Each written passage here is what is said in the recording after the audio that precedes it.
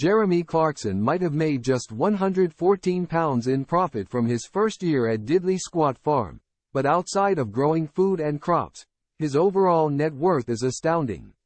Although Jeremy Clarkson has struggled to profit directly from farming, his TV appearances, Amazon Prime reality show Clarkson's Farm and mammoth payout from the Grand Tour have all boosted his bank balance. Last year, it was reported that the 63-year-old personality had an estimated fortune of around £55 million. The Top Gear star began his career with a very modest role as a motoring journalist at the Rotherham Advertiser, but his earnings have rocketed since. He landed his role as a Top Gear presenter back in 1988 and worked on it for a decade before returning in 2002, ultimately becoming the highest-paid star on the BBC. However, in 2015 the BBC decided to part ways with Jeremy after he punched a producer. His co-star James may recall being annoyed about the episode,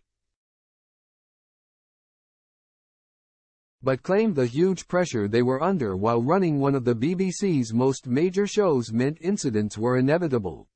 He told the Out to Lunch podcast, "We were the world's biggest factual entertainment show. The biggest one in history, possibly." At that point, in 2015, it was reckoned it had something like 350 to 360 million viewers. It's a huge number, and there is a pressure to keep it up. Occasionally it will boil over in one way or another, he added. Despite the hiccup,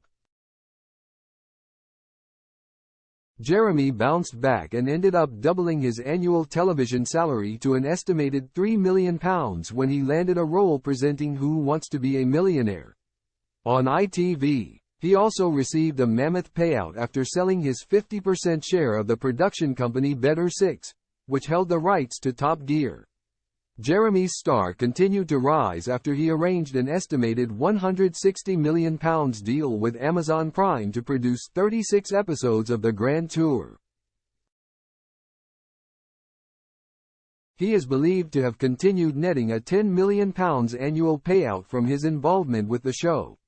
With the huge earnings he was attracting, coupled with a busy showbiz lifestyle, retreating to a secluded Oxfordshire farm to grow food was a totally unexpected career move.